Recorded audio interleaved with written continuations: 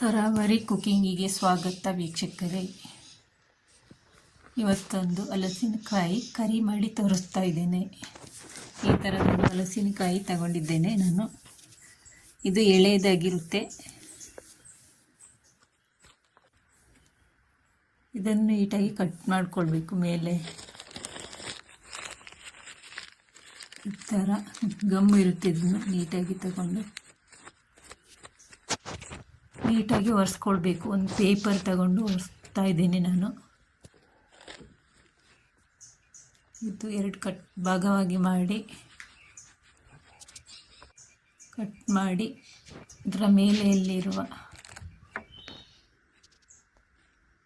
ಇದರ ಒಳಗೂ ಸಹ ಗಮ್ ಇರುತ್ತೆ.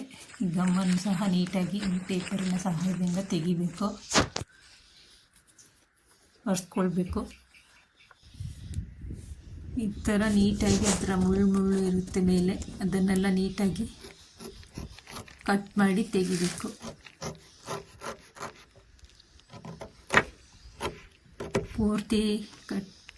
ಪೂರ್ತಿ ತೆಗಿಬೇಕು. ಇದನ್ನು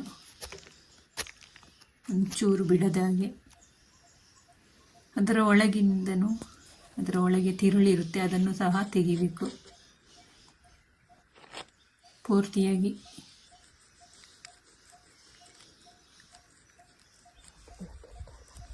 ಈ ಥರ ಕಟ್ ಮಾಡಿದರೆ ಚಾಕುಗೆ ಸ್ವಲ್ಪ ಎಣ್ಣೆಯನ್ನು ಉಜ್ಕೊಳ್ಬೇಕು, ಇಲ್ಲಾಂದರೆ ಗಮ್ಮೆಲ್ಲ ಅಂಟಿಕೊಳ್ಳುತ್ತೆ.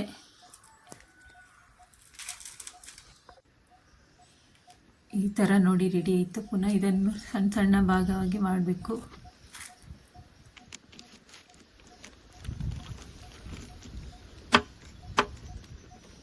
ಕಟ್ ಮಾಡಿಕೊಂಡ್ರೆ ಸಾಕಾಗುತ್ತೆ.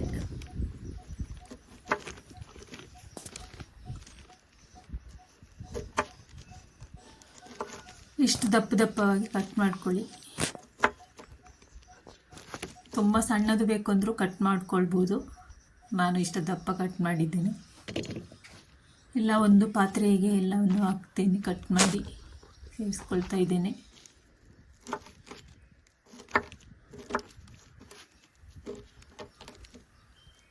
ಈ ಥರ ಎಲ್ಲವನ್ನು ಕಟ್ ಮಾಡಿ ಹಾಕಬೇಕು. ಈ ಥರ ರೆಡಿ ಆಯಿತು. ಕಟ್ ಮಾಡಿ ಅದಕ್ಕೆ ನೀರು ಹಾಕ್ಕೊಳ್ತಾ ಇದ್ದೇನೆ. ನೀರು ಹಾಕಿ ಸ್ವಚ್ಛವಾಗಿ ತೊಳ್ಕೊಳ್ಬೇಕು. ಒಂದು 2-3 ಸತಿ ತೊಳ್ಕೊಳ್ಳಿ.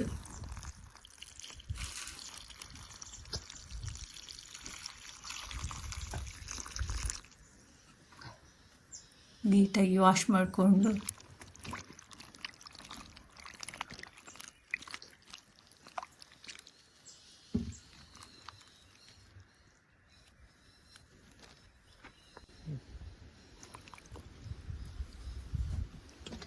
ಒಂದು ಕುಕ್ ಮಾಡುವಂತಹ ಪಾತ್ರೆಗೆ ಹಾಕೊಳ್ತಾ ಇದ್ದೇನೆ ನಾನು.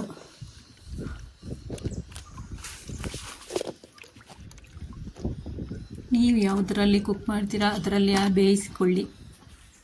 ಕುಕ್ಕರಿಗೆ ಹಾಕಿಯನ್ನು ಸಹ ಬೇಯಿಸ್ಕೊಳ್ಬೋದು. ನಾನು ಇಲ್ಲಿ ಅವರೆಕಾಳನ್ನು ಸೇರಿಸ್ತಾ ಇದ್ದೇನೆ. ನೀವು ಯಾವ ಸೀಡ್ಸ್ ಆದರೂ ಸೇರಿಸ್ಕೋಬೋದು.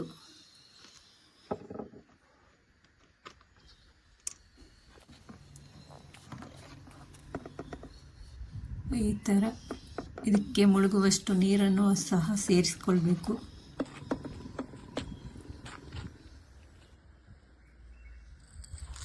ಬೇಯಲಿಕ್ಕಿಡುವಾಗ ಕಲ್ಲುಪ್ಪನ್ನು ಸಹ ಒಂದು 2 ಚಮಚದಷ್ಟು ಹಾಕ್ಕೊಳ್ತಿದ್ದೇನೆ. ಒಂದು 1/4 ಟೀ ಸ್ಪೂನಷ್ಟು ಅರಿಶಿಣದ ಪೌಡರನ್ನು ಸಹ ಸೇರಿಸ್ಕೊಂಡು ಇದಕ್ಕೆ ನೀರನ್ನು ಆ್ಯಡ್ ಮಾಡ್ತಾ ಇದ್ದೇನೆ.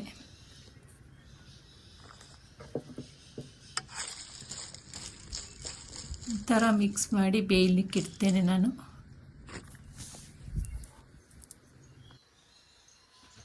ನೀವು ಸೌದೆ ಒಲೆ ಇದ್ದರೆ ಸೌದೆ ಒಲೆಯಲ್ಲೂ ಸಹ ಬೇಯಿಸ್ಬೋದು, ಇಲ್ಲಾಂದರೆ ಗ್ಯಾಸಲ್ಲೇ ಸಹ ಬೇಯಿಸ್ಕೊಳ್ಬೋದು. ಬೆಂದಾದಮೇಲೆ ಈ ಥರ ರೆಡಿಯಾಗಿದೆ ನೋಡಿ. ಈ ಥರ ಬೇಯಬೇಕು.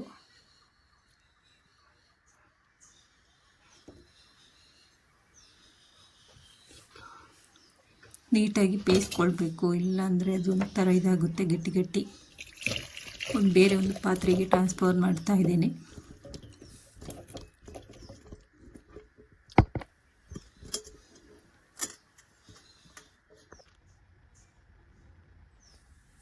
ಇದಕ್ಕೆ ಒಂದು ತೆಂಗಿನಕಾಯಿ ತುರಿಯನ್ನು ಸ್ವಲ್ಪ ತಗೊಂಡಿದ್ದೇನೆ, ಒಂದು ಬೌಲಷ್ಟು.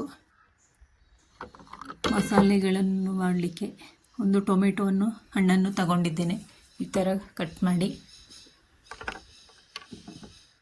ಮಿಕ್ಸಿ ಜಾರಿಗೆ ಹಾಕ್ಕೊಳ್ತಾ ಇದ್ದೇನೆ. ಸ್ವಲ್ಪ ಗರಂ ಮಸಾಲವನ್ನು ಸಹ ಸೇರಿಸ್ಕೊಳ್ತಾ ಇದ್ದೇನೆ.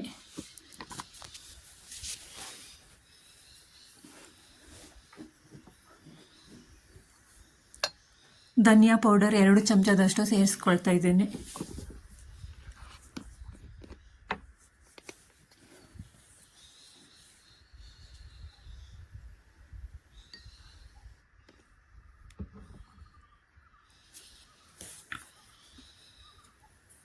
ಒಂದು ಚಮಚದಷ್ಟು ಚಿಲ್ಲಿ ಪೌಡರನ್ನು ಸಹ ಸೇರಿಸ್ಕೊಳ್ತಾ ಇದ್ದೇನೆ. ಜೀರಿಗೆ ಸಹ ಸ್ವಲ್ಪ ಹಾಕ್ಕೊಂಡಿದ್ದೇನೆ, 1 ಟೀ ಸ್ಪೂನಷ್ಟು. ಕರಿಬೇವಿನ ಎಲೆಯನ್ನು ಸೇರಿಸ್ಕೊಳ್ತಾ ಇದ್ದೇನೆ.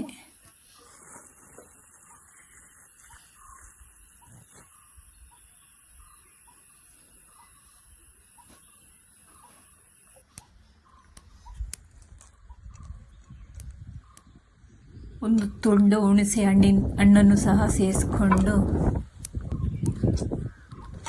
ಗ್ರೈಂಡ್ ಮಾಡ್ಕೊಳ್ಬೇಕು ಇದನ್ನು.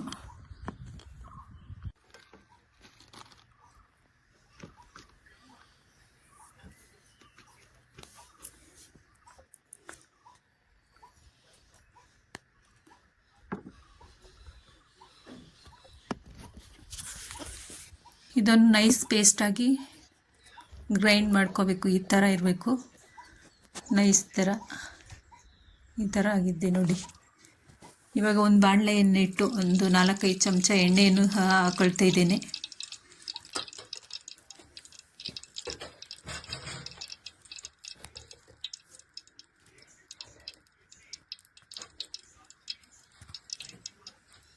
ಎಣ್ಣೆ ಚೆನ್ನಾಗಿ ಕಾಯಬೇಕು.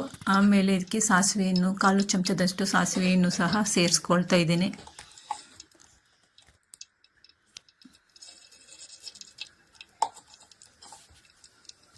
ಚೆನ್ನಾಗಿ ಕಾದ ಎಣ್ಣೆಗೆ ಸಾಸಿವೆಯನ್ನು ಸೇರಿಸಿ ಸಿಡಿದ ನಂತರ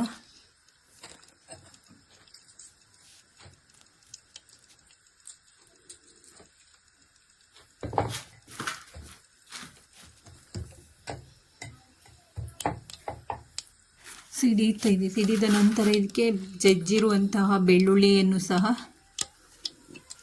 ಸೇರಿಸ್ಕೊಳ್ಬೇಕು. ನಿಮಗೆ ಎಷ್ಟಾದರೆ ಈರುಳ್ಳಿಯನ್ನು ಸಹ ಕಟ್ ಮಾಡಿ ಹಾಕ್ಕೊಳ್ಳಿ. ಹಸಿರು ಮೆಣಸಿನಕಾಯಿಯನ್ನು ಸಹ ಹಾಕೋಬೋದು.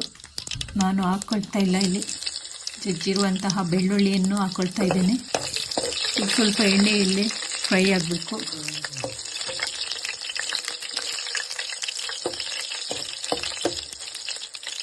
ವಿಡಿಯೋಗೊಂದು ಲೈಕ್ ಕೊಟ್ಟು ಸಬ್ಸ್ಕ್ರೈಬ್ ಮಾಡಿಕೊಳ್ಳಿ. ಕಮೆಂಟ್ನಲ್ಲಿ ನಿಮ್ಮ ಅಭಿಪ್ರಾಯವನ್ನು ತಿಳಿಸಿ. ಮನೆಯಲ್ಲಿ ಸಹ ನೀವು ಎಳೆ ಹಲಸಿನಕಾಯಿ ಇದ್ದರೆ ಈ ಥರ ಒಂದು ಕರಿ ಮಾಡಿ ನೋಡಿ. ಇದು ಎಲ್ಲ ಕಾಂಬಿನೇಷನಿಗೆ ಸಖತ್ತಾಗಿರುತ್ತೆ. ರೊಟ್ಟಿ, ಚಪಾತಿ, ದೋಸೆ, ರೈಸಿಗೆ ಸಹ ಚೆನ್ನಾಗಿರುತ್ತೆ.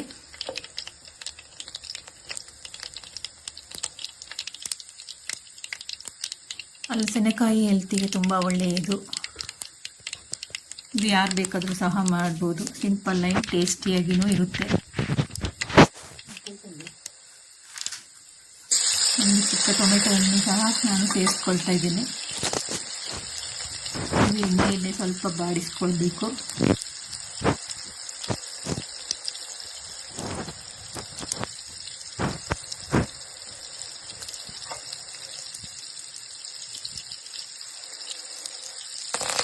ಕರಿಬೇವಿನ ಎಲೆಯನ್ನು ಸಹ ಹಾಕ್ತಾ ಇದ್ದೀನಿ. ಕೊತ್ತಂಬರಿ ಸೊಪ್ಪನ್ನು ಸಹ ಹಾಕ್ಬೋದು. ನನ್ನ ಹತ್ರ ಇರಲಿಲ್ಲ, ಅದಕ್ಕೆ ಹಾಕಲಿಲ್ಲ. ನೀವು ಹಾಕೊಳ್ಳಿ. ರುಬ್ಬಿರುವಂತಹ ಮಸಾಲೆಗಳನ್ನು ಸೇರಿಸಬೇಕು. ಇದಕ್ಕೆ ನೀಟಾಗಿ ಮಿಕ್ಸ್ ಮಾಡ್ಕೋಬೇಕು. ರುಬ್ಬಿರುವಂತಹ ಮಸಾಲೆಗಳನ್ನು ಸೇರಿಸಿ ಎಣ್ಣೆಯಲ್ಲೇ ಸ್ವಲ್ಪ ಫ್ರೈ ಮಾಡಬೇಕು ಒಂದು 5 ನಿಮಿಷದವರೆಗೆ, ಅದರ ಹಸಿ ವಾಸನೆ ಎಲ್ಲ ಹೋಗೋವರೆಗೂ.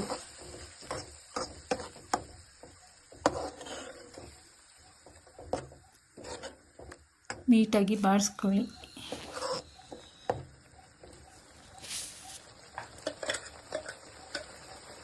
ಎಣ್ಣೆಯಲ್ಲೇ ಸ್ವಲ್ಪ ಬೇಯಬೇಕು ಮಸಾಲೆಗಳು.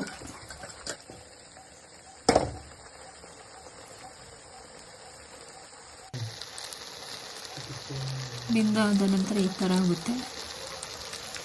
ಇದಕ್ಕೆ ಇವಾಗ ಬೇಯಿಸಿಟ್ಟಿರುವಂತಹ ಎಳೆ ಹಲಸಿನಕಾಯಿ ತುಂಡುಗಳನ್ನು ಸಹ ಸೇರಿಸ್ಕೊಳ್ತಾ ಇದ್ದೇನೆ ನಾನು.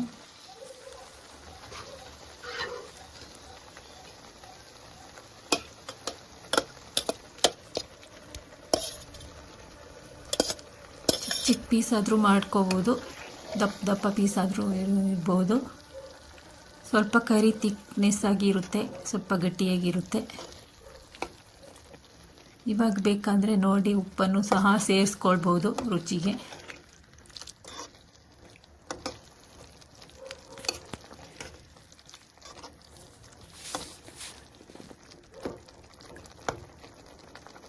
ಇದು ನೀಟಾಗಿ ಕುದಿ ಬರಬೇಕು. ಒಂದು 10 ನಿಮಿಷ 15 ನಿಮಿಷದವರೆಗೂ ಚೆನ್ನಾಗಿ ನೀಟಾಗಿ ಮಸಾಲೆಗಳೆಲ್ಲ ಹಲಸಿನಕಾಯಿ ತುಂಡೊಳಗೆ ಹಿಡಿಬೇಕು. ಆ ಥರ ಕುದಿಸ್ಕೊಳ್ಬೇಕು ನೀಟಾಗಿ. ಈ ಥರ ಕುದಿ ಬಂದಿದೆ ಫೈನಲಾಗಿ.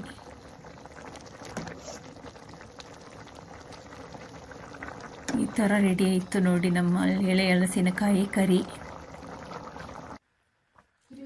Thank you for watching. ಎಲ್ಲರಿಗೂ ಬಾಯ್.